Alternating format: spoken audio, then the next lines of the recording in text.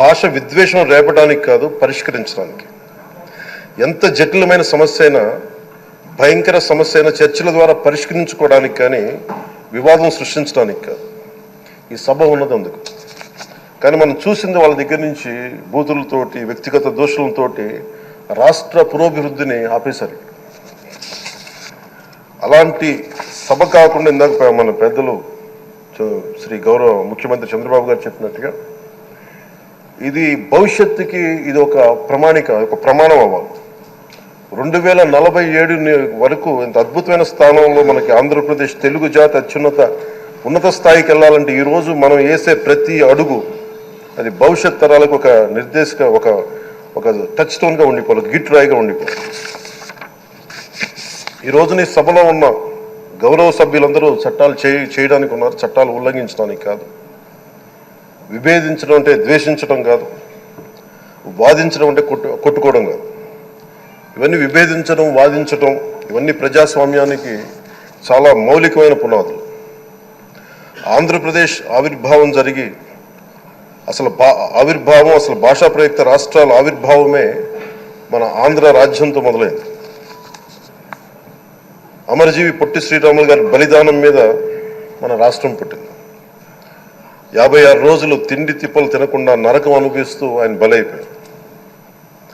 ఆయన మరణానికి చేరువవుతూ ఆమరణ నిరాహార దీక్ష చేసిన ప్రతిరోజు మనకి దాదాపు ఈ సుదీర్ఘమైన 6 దశాబ్దాల కాలం, 1.5 సంవత్సర కాలం అంటే ఆయన ప్రతిరోజు చావుకి చేరువవుతూ భోజనం లేకుండా ఆయన గడిపిన ప్రతిరోజు మనకి 1.5 సంవత్సర కాలం. అలాంటి నేపథ్యంలో అలాంటి మహోన్నతుడు శ్రీ పొట్టి శ్రీరాములు గారి త్యాగాన్ని కనుక మనం ఈ సభలో ప్రజా సంక్షేమం కోసం మాత్రమే చర్చలు జరగాలి, వాదోపవాదాలు హద్దులు దాటకుండా ఉండాలి, వ్యక్తిగత దూషణకి తావివ్వకుండా ఉండాలి. అలా కాకుండా గత ప్రభుత్వం లాగా ఈ సభని తిట్లకి, బూతులకి, కొట్లాటకి వాడితే ప్రతి నిమిషం పొట్టి శ్రీరాములు గారి బలిదానాన్ని అవమానం చేసినట్టే. ఒక గొప్పవాడు, ఒక మహానుభావుడు బతికినప్పుడు మాత్రమే కాదు, చనిపోయిన తర్వాత కూడా కొన్ని తరాలు ఉపయోగపడతారని నిరూపిస్తారు.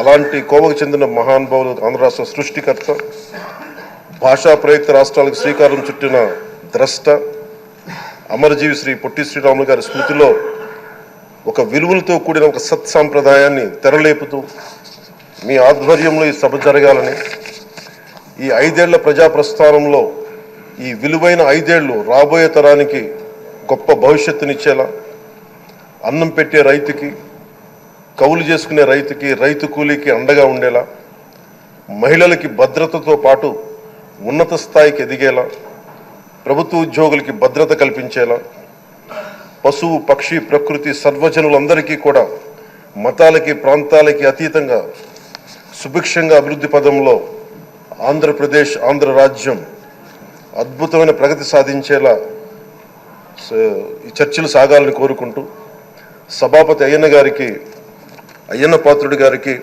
మీ ఆధ్వర్యంలో ఈ సభ ఒక సరికొత్త సాంప్రదాయానికి, సత్సాంప్రదాయానికి ఇది తెరతీయాలని కోరుకుంటూ మీకు మరోమారు శుభాభినందనలు తెలియజేసుకుంటాను.